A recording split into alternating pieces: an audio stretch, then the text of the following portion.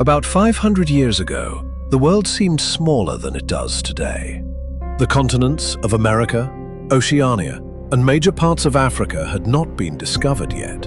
The whole world was confined to Asia, Europe, and parts of North Africa. In the mid-15th century, Portugal was a kingdom entangled in many struggles. Europeans cannot live without the silk and spices of the East. Pepper, cinnamon, nutmeg, and ginger. Every grain is worth its weight in gold. Spices are now reserved for the kitchens of nobles, and their price rises every day. Portugal was in dire need of food supplies and gold to cover the kingdom's expenses. Yet due to many difficulties, it could no longer obtain them. The Ottomans have taken Constantinople. The trade routes to the east are closed. Now all the profit belongs to the merchants of Venice and Genoa. Europe is at their mercy. Marco Polo wrote of a land in the east, El Dorado. Its mountains are made of gold.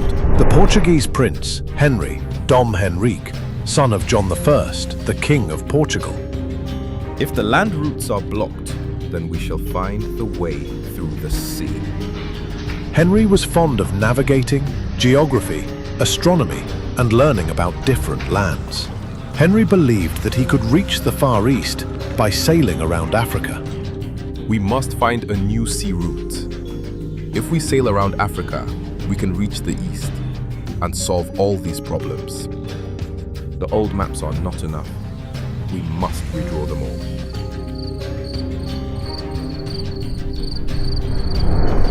You will use the stars to guide your way. Africa is small in the south. If you reach Cape Bojador, you can turn eastward and reach India. It's a dangerous voyage, but I will go. Henry sent some of his fellow men to Africa on ships via the Atlantic Ocean, so they could find the exact route to circumvent Africa. Due to the lack of sufficient information about the seas and the fear of violent tempests, they stayed close to the coastlines. Therefore, only the west coasts of Africa were discovered and identified. Storms here are merciless! We will sail along the coast. It is safer that way. Captain!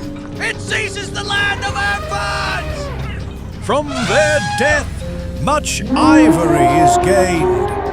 This place shall be called the Ivory Coast.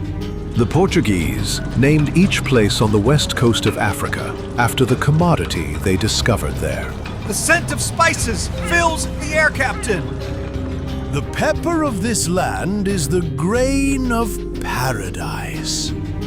This shall be the Grain Coast. Captain! They are finding gold in this river! This land must be called the Gold Coast. These strangers have come for gold. This is our land! Leave at once! In the name of the King of Portugal, this land shall surrender. The Portuguese sailors unfurled the flag of Portugal after discovering the west coast of Africa and conquered the lands in the name of King John I. We will not allow you to set foot on our land! The natives were compelled to obey them instantly, as the Portuguese possessed heavy firearms. This land belongs to Portugal. After receiving the reports about Africa, Henry decided to set out there himself. My lord, we have reached the southern coasts. These lands are full of ivory, pepper, and gold. So the legend of gold is true. I must go and see it for myself. We must wait. This gold is their payment.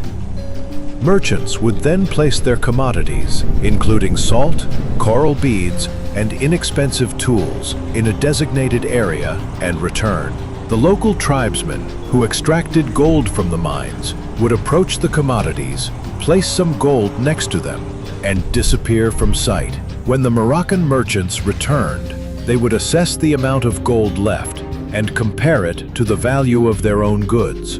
If the gold equaled or exceeded the value of their commodities, they would collect it. Otherwise, they would take back some of their own goods as well. Then within this land, mountains of gold are hidden. This land must be claimed in the name of the King of Portugal.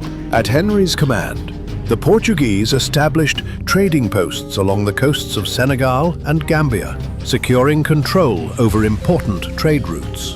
The ships that sailed across the west coast explored the islands of Madeira and Azores. One day you will see, Portugal will reach India. However, Henry did not live long enough to see the great victory of the Portuguese sailors. He died in 1460. A few years later, a sailor named Bartholomew Dias set sail for the south, and having made it through the violent tempests of the Atlantic Ocean, he arrived at the southernmost point of Africa. Keep going, forward. Dias sailed into the Indian Ocean through the southernmost point of Africa.